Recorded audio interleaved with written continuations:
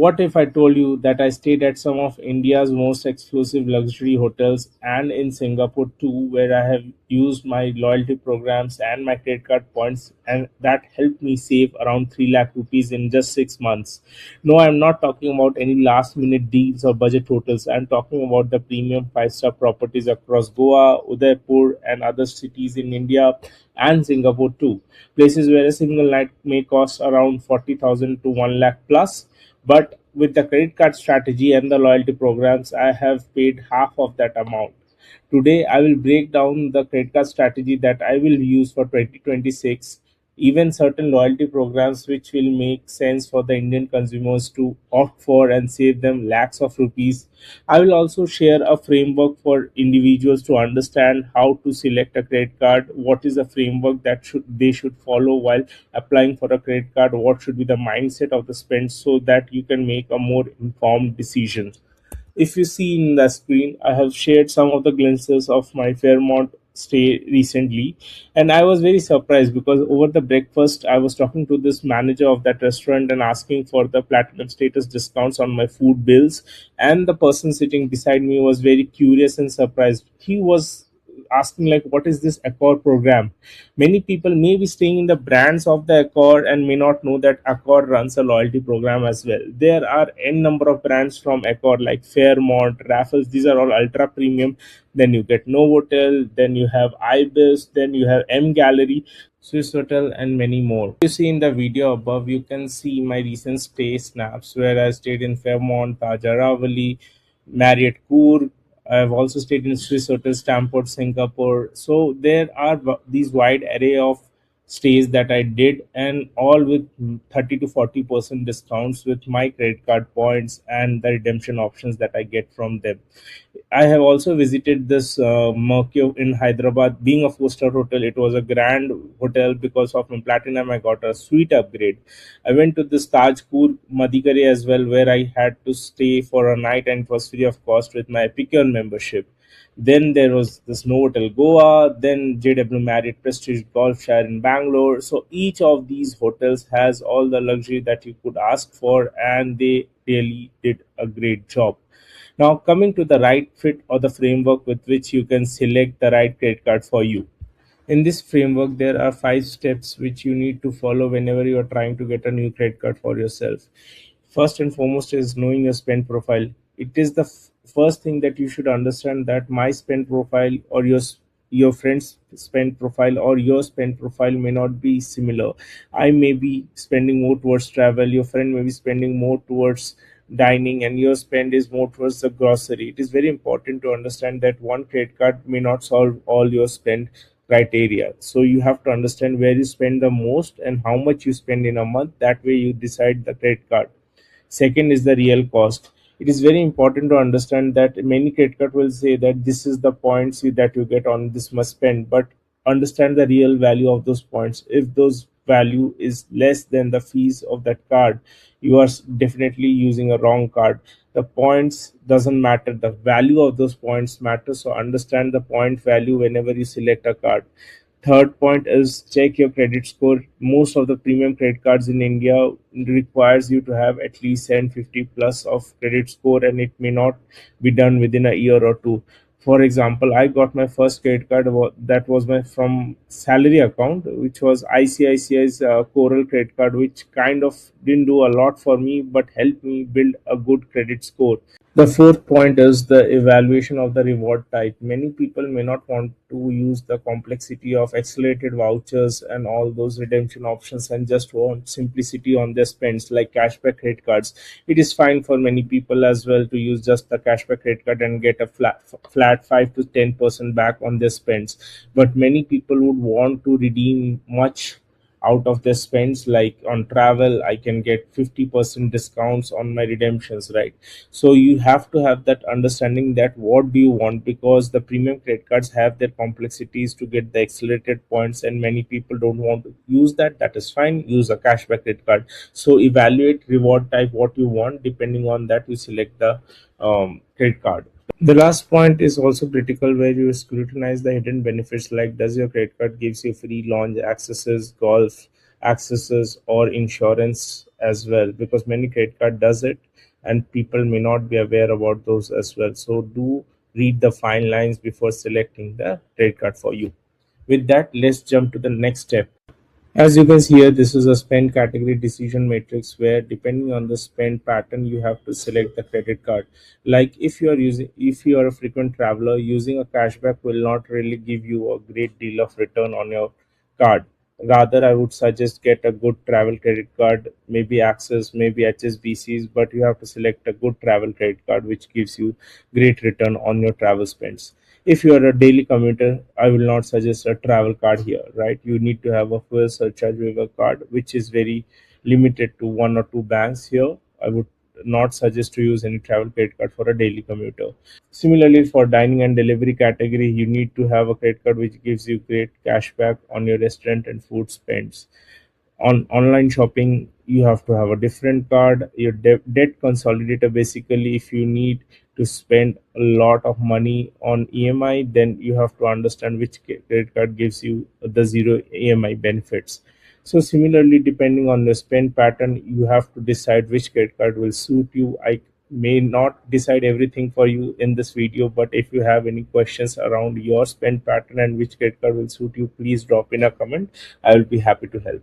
I can share you my strategy, my spend criteria. Basically, what I look in a credit card is, does it has have any airline and hotel transfers, because my spends are very much on the travel, so I need to have a credit card which can give me points for my next vacation, right?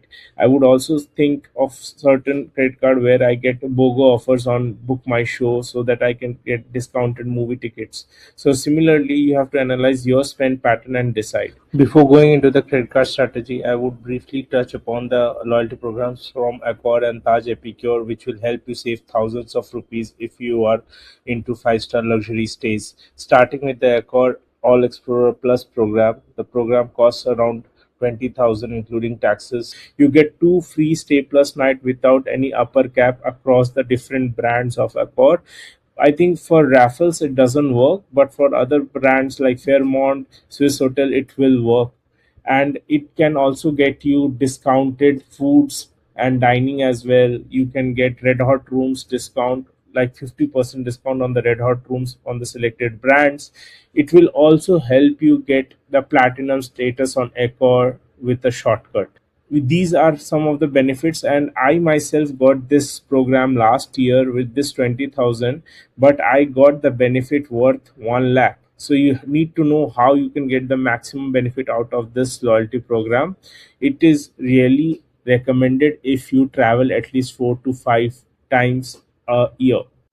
The next one is the Taj Epicure program. In this, there are two variants. One costs 22,500 and the other one costs 45,000, including the discounts which you could get if you are a Taj shareholder already. So if you have even a one share of Taj, not Taj per se, the IHCL is the stock listed in Indian markets, then you get these programs on a discounted rate. So I strongly recommend get one IHCL stock in your portfolio if you don't hold, and you can buy this program on a cheaper cost. And this program gives you 1 night or a 2 night stay across Taj properties, excluding the palaces. For the palaces, you get 20% discounts on your stay, but you can get hotel stay 1 night or 2 night completely free with these programs. And again, you are not using any credit card for this. Even if you opt for one night complimentary stay, you can save easily more than 30,000 because Taj properties are very premium. Next, I would also share my credit card that I hold this year, and I have closed some of the credit cards that I initially had.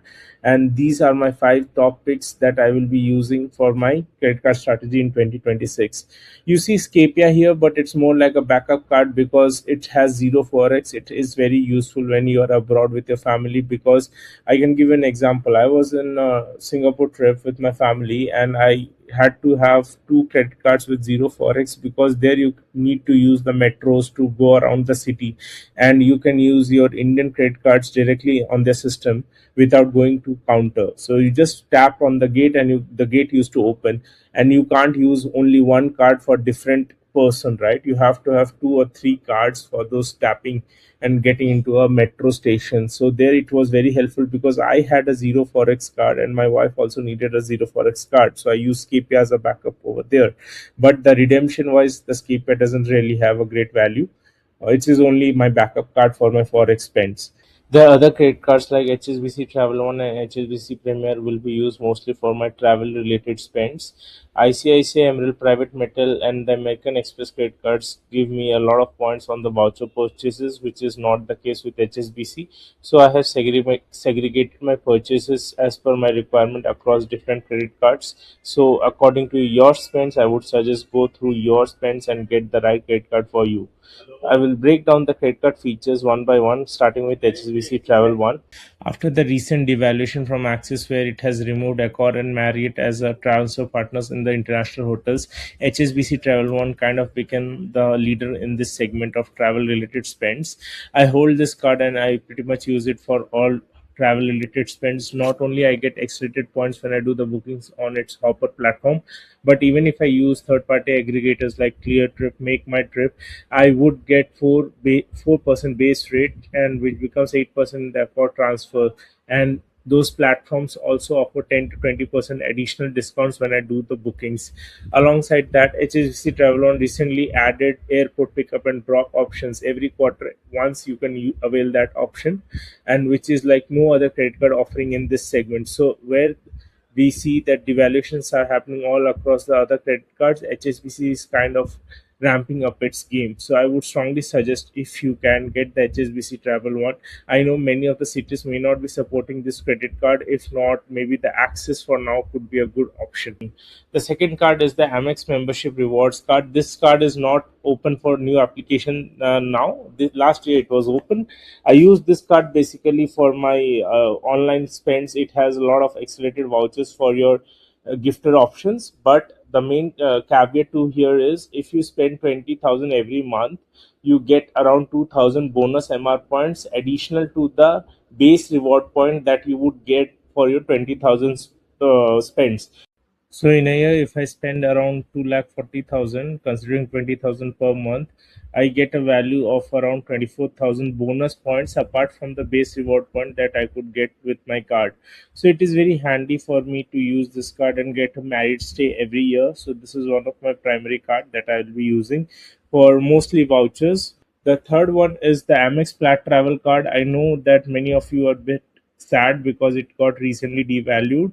The milestones have been changed. I managed to get the 4 lakh milestone in Feb 2026 itself, so I got the bonus reward point of around 45,000 now. But I think I can attempt the third milestone as well, that is 7 lakh down the line, with which I could get additional 22,500 bonus points, but I won't get the 10,000 additional voucher because I already got it with the 4 lakh milestone, which was the earlier value of this card. But with that, even the devalued option, I think this card can help me great with the restricted category because I can use it for gold, jewelry. On those items, it gives me accelerated reward points. Not only this card, any Amex card for that matter gives me accelerated points on these kind of specific categories. My fourth pick is HSBC Premier Credit Card. As I mentioned earlier in the video as well, that I am a travel buff and I like to travel a lot.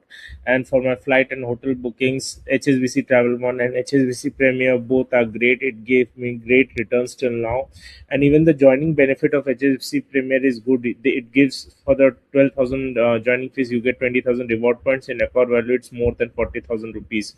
So I think HSBC Travel One, HSBC Premier, if you do a lot of travel, again, no brainer. These are the best cards for the travel spends with 0% forex markup as well, because HSBC launches these time to time. The forex markups become zero, so net you get positive return on your forex spends also. So HSBC Premier is my go to card on the travel. The last card which I use mostly for the vouchers, and it is higher on the return even from HDFC Infinia as well, for the vouchers category. I agree that HDFC Infinia has more voucher options compared to ICICI Emerald Private Metal, but the vouchers with which I basically use this card, I get a great return of 18% base return. I mean, that is great. I mostly buy this vouchers from the iShop. Apart from that, you get generic unlimited golf access and launch accesses, and you get buy one get one offers as well. It has great insurance. So overall, my two premium cards for my 2026 picks are ICICI EPM and HSBC Premier. I don't hold the HDFC Infinia because you can't have your relationships, premier relationships with all the banks. So with that, I have only these credit cards that I could use. I understand that many of you may not be getting the premium credit cards, but what I would suggest is start with any credit card. I started with ICICI Coral credit card. You can start with any of the basic credit cards, let it be Scapia or from any other banks, and improve your credit score. And for now, if you don't have good credit cards, you can also get the loyalty programs of Accor and Taj. That has helped me a lot, saving lakhs of rupees last year. If you have any questions, please put it in the comments and do subscribe to my channel and follow for more such updates and strategies. Thank you all. Have a good day. Bye bye.